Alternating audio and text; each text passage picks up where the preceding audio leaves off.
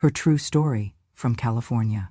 My son texted, "You won't be joining us. My wife prefers to keep it only her family." After I paid for the whole vacation, so I froze the travel fund before takeoff. They boarded the plane. The card didn't. "You should understand your place. My wife prefers to keep the vacation just for her family. You've already done your part by paying." That was the text my son sent me at exactly 11:02 p.m. 2 nights before the family trip I had been planning, funding, and dreaming about for 3 years. I sat at the kitchen table, my reading glasses perched on the tip of my nose, the soft hum of the refrigerator the only sound in the house. I had just finished placing the last set of travel-sized sunscreen bottles into the zippered bags I had labeled by hand, one for each grandchild. My hands were still sticky with tape from wrapping little souvenir bags with keychains that said "Aloha" and "Grandma loves you." The phone buzzed again. Another message. "Don't take it the wrong way, Mom. It's not personal. It's just simpler this way." I did not reply. I stared at the glowing screen until it went dark. Then I placed it face down on the table. He didn't call. He didn't say thank you. He didn't even bother to lie with kindness. Just a cold, quiet reshuffling of family, where the woman who raised him had become, in his words, not part of her family. I had known things were changing. It wasn't just the way Tanya, my daughter-in-law, corrected me in front of the kids, or the way she rolled her eyes when I told stories from when my husband and I first visited Hawaii on our honeymoon. It wasn't even how she started hosting holidays at her mother's house and forgot to mention it until the day before. No, what told me everything I needed to know was the way she had looked past me. Not through me, but past me, like a waitress at a restaurant that had already dropped off the check. Still, I never thought Nathan would go along with it. He had once written me Mother's Day cards that made me cry. He used to bring me pink tulips every March, even when he moved out of state. When he was a boy, he told his teachers I was his best friend. I kept the picture he drew in 2nd grade, the one where I had a cape and the caption said, "My mom saves the day." Apparently, I was no longer part of that story. I looked at the small duffel bag I had packed for myself. Inside were 2 sundresses I hadn't worn in years, a photo of my late husband I planned to place on the dinner table during our night at the beach, and a small box of matches for the candle I wanted us all to light in his memory. The candle was lavender, his favorite scent. I had imagined us standing on the sand, barefoot, as the sun dipped into the ocean. I imagined my grandson holding my hand, asking, "Did Grandpa love the beach too?" And I would say he loved it enough to bring me here before we could afford it. He loved it more because he shared it with me. But that wouldn't happen now, because I wasn't invited. I had paid for the beachfront villa. I had booked the flights. I had organized the airport transfers, the luau tickets, the snorkeling lessons, the breakfast baskets. I had spent hours on the phone with a travel agent, making sure the beds were soft enough for the kids, the walkways flat enough for Tanya's mother's bad knee.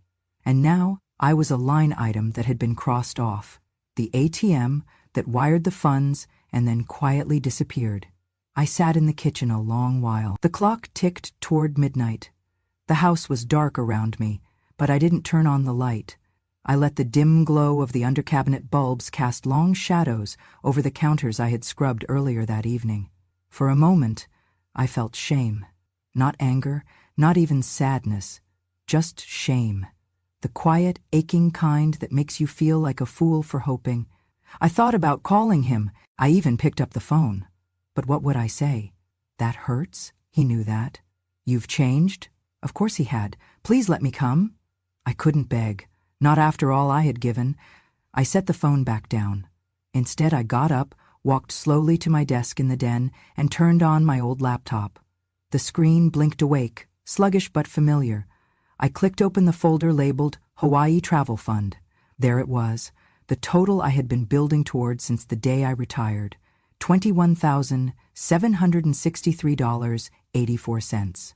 It had started with $10 bills tucked away in envelopes. Then I began selling old furniture, then tutoring English online at night.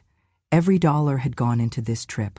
I had set up a travel fund account, linked the payments for the villa, the airline tickets, the services. I had also set up all the cards to pull from one primary source, mine, because I trusted them, because I thought trust was something I had earned. The cursor blinked. I hovered over the button that said, Freeze Account. A simple click would pause all payments. A phone call to the travel agency would halt everything. I didn't click, not yet. Instead, I opened a blank document and I started typing something else. Not a response to Nathan, not a plea, a list. A new list of names, women from the church who hadn't left the state in 20 years. My friend Carol, whose son hadn't spoken to her since she got cancer. Louise, who buried her husband last fall and still brought his photo to Bible study. Frances, who helped raise her grandkids but wasn't invited to their graduations. Beverly, who told me last month that no one had ever taken a picture of her on the beach. I saved the file. Then I went back to the bank page. I clicked freeze. A small box popped up. Are you sure you want to pause all linked transactions? I clicked yes. Another message. All linked cards will be disabled immediately. Yes. Then I sat back, closed the laptop, and took a deep breath. I picked up the souvenir bag I had made for my youngest grandson. I took out the keychain and placed it on the table. Then I unwrapped the others, one by one. And for the first time in 3 years, I let myself imagine a different kind of trip. One where I was not unwanted, not a burden, not a footnote, but a host. And I smiled. Not out of revenge, but out of something stronger. Clarity. It started with a jar. An old mason jar I kept behind the flower in the kitchen cabinet. I called it the dream jar, though nobody knew that but me. Every time I skipped buying something small, a bottle of vitamins, a movie rental, a new pair of house shoes, I'd take that money, in cash, and slip it into the jar. It wasn't much at first. $5 here, the welk there, but over time it grew, quietly, like hope tends to do. 3 years I saved. I canceled my cable. I stopped buying my favorite tea. I tutored students online for extra income, even when my joints ached and my eyes burned. I turned the heat down at night and wore double socks. I declined invitations to lunch, telling friends I had a tight month. They didn't know I was putting every dime into that jar. For what? For a memory. For one last beautiful moment as a family. Hawaii wasn't just a destination, it was a symbol. James and I had gone there for our honeymoon. We were just 24, barely married, broke as could be. We shared a single suitcase and split sandwiches at lunchtime. He got sunburned so badly on the second day, he wore a bedsheet like a cape for the rest of the week. We laughed more than we ever would again. After he died, I made a quiet promise to myself. I'd take the family there. I'd let the grandkids see what he saw. Let Nathan feel the sand his father once walked. Maybe it would reconnect us. Maybe it would remind him of where he came from, of who loved him first. So I planned. I researched villas that could house all 9 of us. I called the travel agent a dozen times to ask about bed arrangements, dietary needs, and wheelchair access for Tanya's mother. I ordered custom t-shirts with everyone's name and the words, "Family is Forever, 2023, printed across the front. I chose a beachfront home with a fire pit. I imagined us sitting around it, lighting candles, one by one, each of us saying a word to describe James. I would bring his photo, the one of him laughing with his head thrown back, sun in his hair, and I'd hold it while we all said something good. I imagined silence, then tears, then laughter, but mostly I imagined being seen, being thanked, being held. None of that happened. Because somewhere along the way, I stopped being part of the picture. I don't mean just the metaphorical one, I mean literally. I noticed it slowly. Fewer group photos. When they posed at Thanksgiving, Tanya would say, "Let's do one of just the kids." Then, "Let's do one with just our family unit." And by the time they were done, there wasn't time for one with me. At Christmas, they all wore matching sweaters, red with white trees. Mine was blue.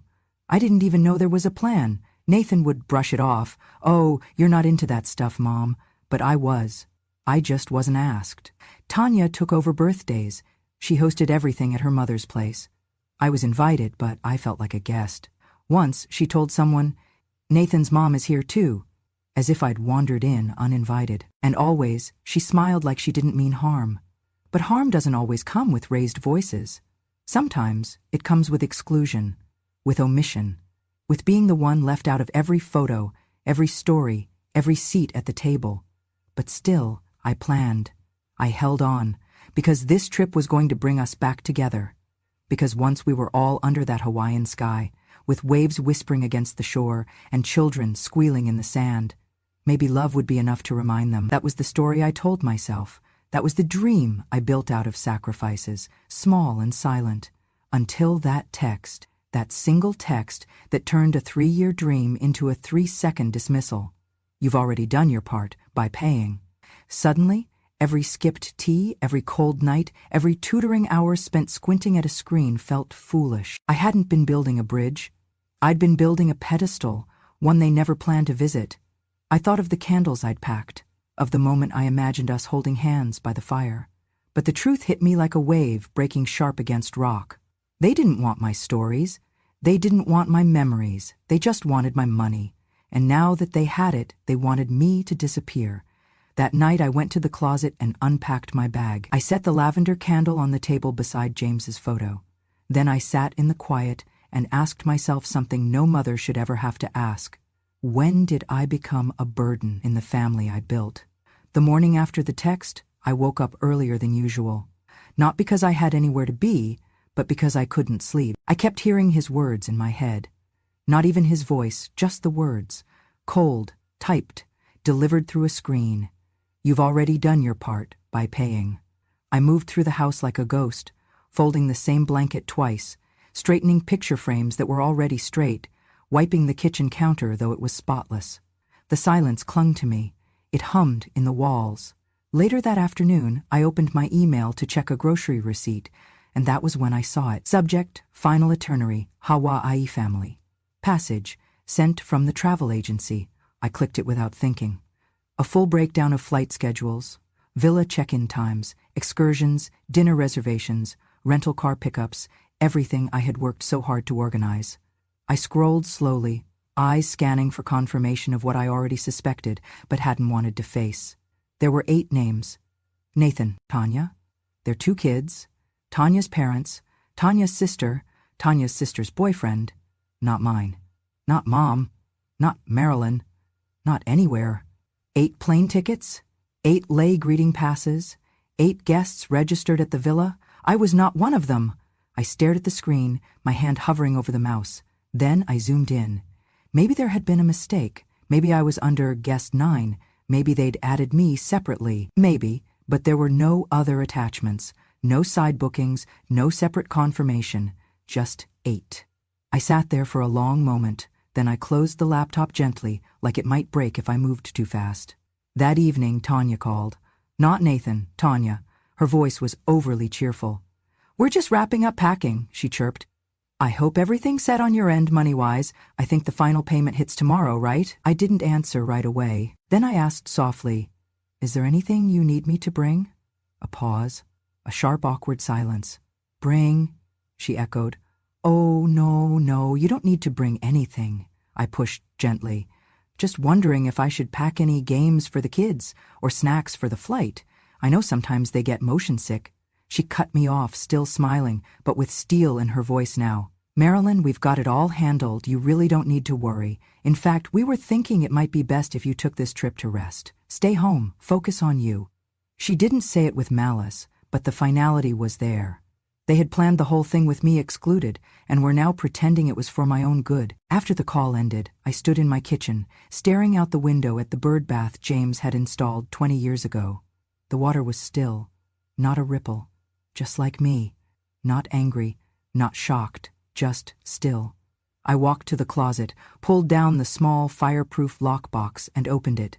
Inside were the documents I'd kept since opening the travel fund, the account I created, the account I funded, the account linked to every single booking. I flipped through the forms. There it was in bold letters: account holder Marilyn Rose Monroe, authorized users none, no co-signers, no shared ownership, no alternate access. I sat down and opened my banking app. There it was. Travel fund, $21,763.84. Status, active, linked cards. 6 primary billing owner, me. That's when I started thinking about how easily they had erased me, how confidently, how they had spent my generosity like it was their right, and discarded my presence like it was a burden. I was never meant to go. They just needed the money. It had never been our vacation. It was a transaction. and I had been the bank. But the thing about banks is, they can close. I did not make any decisions that night. Instead, I turned off the phone, made myself a cup of peppermint tea, and sat with it. I let myself feel it fully, not just the insult, but the clarity. They did not forget me, they omitted me. And worse, they assumed I would be too passive, too old, too grateful for crumbs to notice. They thought I'd stay in the shadows and smile anyway. They forgot who raised them. I closed the app, and for the first time in months I slept through the night. I didn't yell, I didn't cry, I didn't call anyone to announce what I'd discovered. No dramatic phone calls, no explosive accusations. I simply made tea, sat in the chair James used to call the lookout, and stared out the window while my laptop blinked awake beside me. The house was still. No TV, no radio, just the wind tapping against the pane, and the occasional hum of the fridge. And in that silence, something inside me settled, not like calm, but like stone. I was no longer confused. I was no longer waiting for an apology. I was planning. I opened the banking application and scrolled to the travel fund section. My name was still at the top, account owner. I checked the linked cards, 6 in total. 1 for the resort, 1 for the car rental company, 1 for the airline, 3 for incidentals, food, excursions, entertainment, all set to auto-draw from the same source, my fund. I clicked the Settings tab. There it was, Transaction Lock Freeze Mode. I hovered over the toggle. A small note beneath it read, "Activate this setting to pause all outgoing charges from this account. Linked cards will be disabled. No new charges can be authorized without account owner verification." 1 click. That was all it would take. But I didn't click it yet. Instead, I opened another tab, the one for my calendar. I marked the departure day with a red circle. They were scheduled to leave LAX at 10:45 IEM, local time. If they arrived 2 hours early for check-in, that meant I'd want the freeze to begin at around 8:15 IEM, just as they queued up at the gate, confident everything had been paid for. That would be the moment the cards stopped working. But only if I told them not to. Only if I held the silence long enough. Still, I didn't press the button, not yet, because once you decide to stop playing the role people assign you, the good mother, the generous grandmother, the smiling supporter who never asks for anything back, there's no returning to that mask, and I wanted to be sure. So I gave them one last chance. Just one. I sent a message to Nathan, simple, soft. Me. Let me know if you'd like any help with the kids' bags or snacks before the trip. I can bring some extra motion sickness bands for Olivia. No reply. An hour passed. 2. I could see that the message had been read. Still nothing. No thank you. No acknowledgement. No we appreciate you. Just nothing. That's when I knew. There was no misunderstanding. This wasn't about miscommunication or forgetfulness or Tanya's preferences. This was about entitlement. About the quiet cruelty of people who think love is a one-way transaction. I was the vault, and they were cashing out. But not anymore. I returned to the banking app. My finger hovered again. Then, without hesitation, I clicked. The icon turned blue. The message updated. Freeze mode activated. All transactions are now paused. Manual authorization required to resume. Done. I stared at the screen for a moment, letting it sink in. There would be no confirmation email sent to them, no alert, no warning. They would find out the way I found out I wasn't invited, in the most silent, undeniable way possible. I leaned back in my chair, took a sip of tea and exhaled. It was not revenge, it was reality. A reality they chose. But that did not mean I had to fund it. Over the next 48 hours, I said nothing. When Tanya posted a photo of matching beach hats on social media, I didn't comment. When Nathan texted the family group chat a final, ready for takeoff message, I didn't respond. And when my youngest granddaughter sent me a voice note saying, "Grandma, we're going to see sea turtles," I saved it, pressed it to my heart, and said aloud, "I'm sorry, baby, but someone had to teach your parents the value of presents." Then I returned to my laptop and opened a new spreadsheet. This time, it wasn't for them. It was for me. I made a list titled, "Those Who Deserve to Be Seen." At the top, I wrote, Carol, Beverly, Louise, Frances, Nora, Denise, each one a woman like me, overlooked, underestimated, overused. and beneath each name I began mapping what a vacation could look like, not for reward, but for restoration, not out of pity, but out of power, because if I was going to be the one holding the checkbook, I would decide who was worth the trip. That night I slept with the window open. The wind whispered, like a secret finally spoken. They had their bags packed. They had their boarding passes printed. They thought the only thing left was the flight. But the flight runs on more than fuel. It runs on trust. And they had none left with me.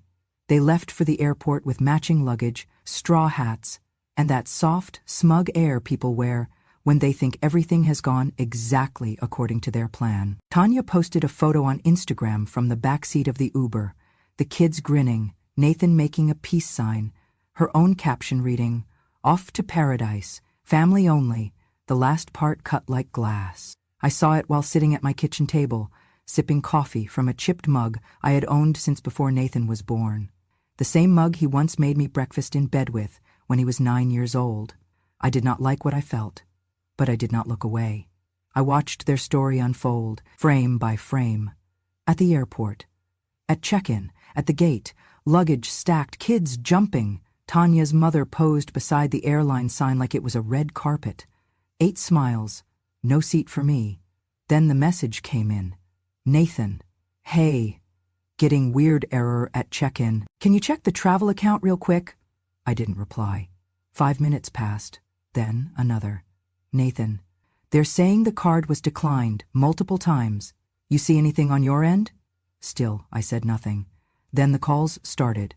At first, 1 every 10 minutes, then every 5, then back-to-back. Voicemails followed. "Mom, it's me. Just give me a quick call, please." "Okay, I'm not sure what's going on, but we can't get the rental confirmed. It's saying funds unavailable. Can you look? Mom, please, the kids are freaking out. Just tell me if something happened to the account." I kept the phone face down. The clock read 8:27 a.m. The flight was scheduled to depart at 10:45 p.m. I pictured them standing at the counter, scanning and re-scanning those plastic cards, Tanya growing more frantic with each beep of denial, her parents asking questions in low, sharp tones, Nathan sweating, trying to pretend he was still in control. Then came a voicemail with a different tone. A low, urgent whisper. "Mom, I don't know what you did, but if this is because of the text, can we please talk?" No apology, no admission, just an offer to talk, now that their plans had fallen apart, and still I said nothing. The resort called next, not to my phone, but via email. Subject: Booking cancellation request confirmed. Dear Miss Monroe, we have processed the requested cancellation of your villa booking. Due to the account freeze, associated charges have been reversed. As per your authority as the sole account holder, no further action is required. We hope to welcome you in the future. I read it once, then twice, and finally I allowed myself a small, bitter breath of release. They would not be welcomed. Not there. Not now. Maybe not ever. At 10:40 a.m. Nathan texted again. "We're boarding. Call me, please." But I didn't. They took off without a place to land, because money is only a guarantee when backed by trust, and they had broken theirs. By noon I had over 50 missed calls. From Nathan, from Tanya, even from her mother. I didn't listen to any more voicemails. I went for a walk instead. The air was warm, birds chirped. A neighbor waved and asked if I was heading anywhere for spring break. I smiled and said, "Not yet, but soon." When I returned, the phone had finally stopped ringing. Instead, there was one new message. "Nathan, look, if this was about what we said, maybe we messed up, okay? I don't know, things got twisted. But the kids are here, they're excited. We can still fix this. Please, just unlock the account. I promise we'll talk everything through when we get back." I stared at the screen. They wanted the vacation and postponed the apology. They wanted forgiveness without confession. They wanted me to fund their joy while they exiled mine. So no, I did not unlock the account. I did not answer the message, and I did not explain myself. Because I owed them nothing. Because sometimes silence is the only reply strong enough to be heard. The refund arrived 2 days after their flight. It came in small notifications, one by one. First the resort, then the rental car company, the airline taxes and fees, the tour packages, the private chef deposit, The lays, the luau, the snorkeling excursion, all returned, all reversed, all mine again. My travel fund account, once drained by love, was full again. But this time, love would not be blind. This time, I would spend it differently. Not for appearances, not for people who viewed me as a wallet with wrinkles. This time, I would spend it on those who knew what memory was worth, because they too had lived lives of giving without being seen. I opened my notebook, the same one I had used to write down James's favorite songs, his old fishing recipes, and the names of every grandchild. I flipped to a clean page and wrote 3 words at the top: The Forgotten Women. Underneath, I began listing names. Carol from church, a widow whose children hadn't visited in 5 Christmases. Frances, who still wore her wedding ring, even though her husband had left her 30 years ago. Beverly, who cared for a brother with dementia and slept on a cot beside his hospital bed. Nora, who once told me, the worst part of old age isn't the pain, it's the invisibility. Lucille, my old neighbor, a retired librarian who'd never seen the ocean. And Dottie, who had once given me a ride to the clinic when I twisted my ankle and never let me repay her. I made 6 phone calls. Each conversation was the same: hesitant hellos, followed by stunned silence, then disbelief. You want to take me where? Hawaii, dear, for 1 week. No catch. But why me? Because someone should. Because you matter. I made the bookings under my own name this time. 1 villa, 6 women, 7 days. No tags, no hashtags, no family-only captions. I called the travel agent and gave her different names. I asked for separate beds and 1 large table with enough space for all of us to sit together every night. Then I went to the box beneath my bed. Inside was the photo of James I had planned to place at the head of our family table. His smile still strong, still mischievous, still mine. I had the photo enlarged and framed. Not in gold, but in soft walnut, the kind of wood that grows darker and more beautiful with time. I packed it in bubble wrap and placed it carefully in my suitcase. When we arrived at the villa, a place perched above the ocean, where palm trees swayed like slow dancers and the salt air kissed your skin before you knew it, I walked through the front door and set that photo on the dining table. No one questioned it. No one asked me to move it aside. That night, we sat together under hanging lights, the sound of waves whispering through the open doors. Carol wore a bright scarf and kept refilling everyone's wine. Beverly toasted to finally being somewhere I didn't have to clean after. Frances cried when she saw the view from her window. We didn't talk about who forgot us. We talked about who we remembered. We didn't compare scars. We showed each other the strength beneath them. And James, my James, watched it all from the center of the table, his smile never fading. Each night, we lit 1 candle beside his photo. Each woman said 1 thing they wished someone had told them when they were 30. I see you. You're allowed to rest. You don't have to earn love. Your story matters. You are not a burden. You are never invisible. On the last night, we walked the shore in silence. The stars were so close, it felt like you could reach up and tuck one into your pocket. The water curled around our ankles. The moon made silver of every wrinkle and curve and scar. I looked around at the women beside me, women who had given without asking, loved without limit, endured without applause. And I realized something. I hadn't just taken them on vacation. I had brought them home. To each other, to themselves, to the reminder that memory, when shared with the right people, becomes more than a flash in time. It becomes legacy. The email arrived 3 days after they returned. I had just come back from a morning walk, the ocean still whispering in my ears. My suitcase was halfway unpacked, with a half-eaten pineapple wrapped in the fridge, and the scent of plumeria still clinging to my clothes. I sat down at my desk, opened my inbox, and there it was. Subject: Just want to clear the air, from Nathan.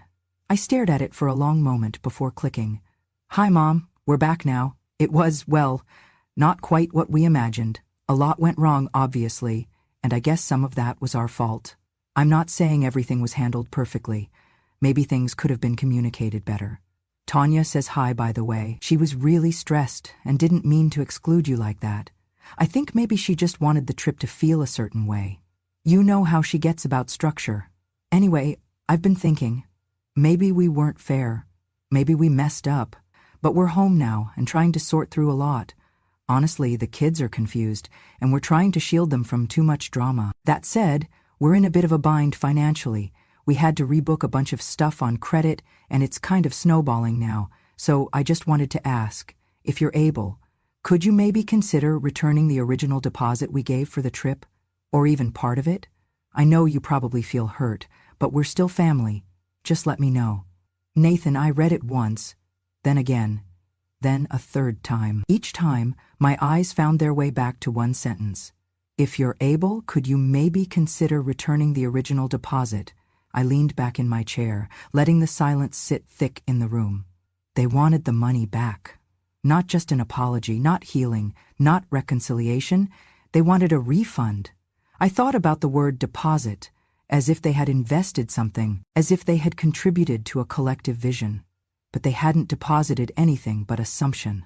Assumption that I would pay, that I would remain silent, that I would feel grateful to be included, even on the outskirts. I clicked the Sent Items folder and found the original transaction. Every payment had come from my name, my account, my sacrifice.